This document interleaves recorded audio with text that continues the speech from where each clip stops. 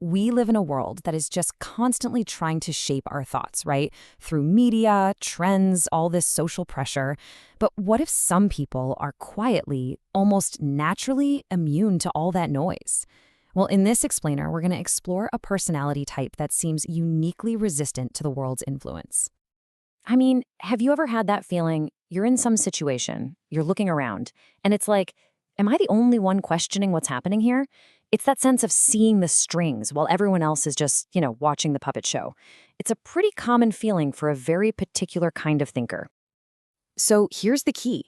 This isn't about some active rebellion or, just trying to be different for the sake of it. It's about being wired in a way that basically forces you to follow your own internal path. You're guided not by all those external voices, but by something much deeper. And this brings us to the INFJ personality type. Now, they might not be loud or confrontational, but don't let that fool you. Their quiet resistance is incredibly powerful. So what exactly is an INFJ? Well, at its core, it's a mindset that relies on an internal world for answers. Instead of looking out at society for what to believe, they turn inward and consult their own deep-seated values and their intuition. This right here, this is the foundation of their unshakable nature.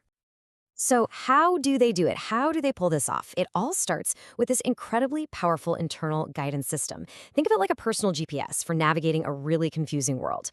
Let's break down the first two traits that make it work. Okay, first up, it all starts with this. An ingrained inner moral compass. At the very core of the INFJ is this built-in sense of right and wrong, something that feels way more innate than taught. If something clashes with this internal compass, even if it's super popular or widely accepted, they will quietly reject it. They just can't go along with something if it feels wrong. And paired with that, you have this, a truly heightened emotional radar. See, INFJs don't just hear the words you're saying. They feel intentions, they sense hidden agendas. They can just tell when someone's words don't match their actual feelings, or when a message is totally designed to manipulate. This makes them extremely difficult to fool with things like emotional appeals or fake sincerity. Now, what's really fascinating is how these two systems work together. The moral compass, that guides their values, what they believe is right. And the emotional radar, that guides their perception, what they sense is true or fake.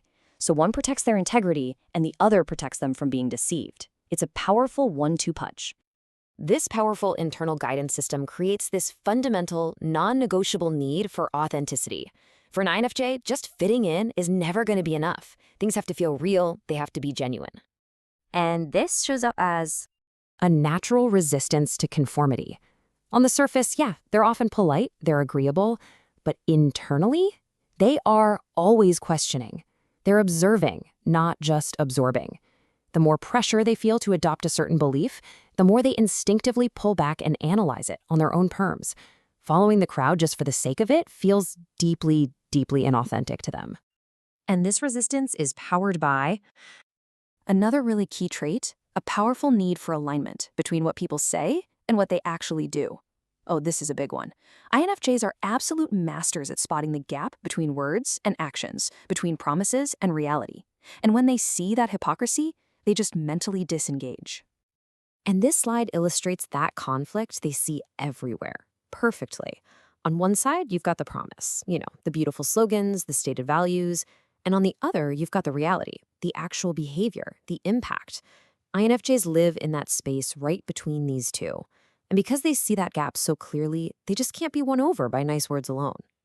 So how do they maintain this kind of clarity when there's so much noise all around them? Well, it really comes down to two final habits of mind that reinforce their independent thinking. The first habit is this. They have a love of complexity. Society often loves simple black and white answers, right? Good versus evil, us versus them. But INFJs, they're comfortable holding multiple, even contradictory ideas all at once. So when they hear a message that sounds a little too simple or too absolute, their internal alarms just go off. They know the truth is rarely that neat. And the second, and this is a crucial habit, is their relationship with solitude. For an INFJ, being alone isn't about escaping the world. It's about processing it.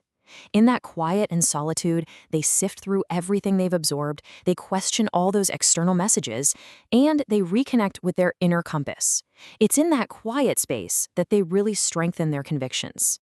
So, when you put all of these pieces together, what do you get? You get this uniquely resilient and independent mindset, and it's all built on 6 core traits. So, to recap, it starts with that inner compass and that emotional radar, which act like a filter for truth. This naturally leads to a resistance to conformity and that deep need to see actions actually align with words.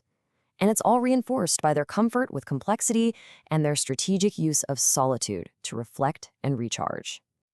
See, it's not any one single trait, but the way all 6 of them combine that creates this unshakable mind.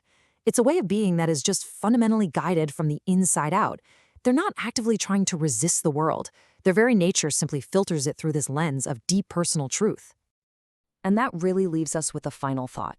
Whether you're an INFJ or not, the world is always trying to pull you in a million different directions. So the question for all of us is this: in all of that noise, what's the anchor that keeps you grounded in your own truth?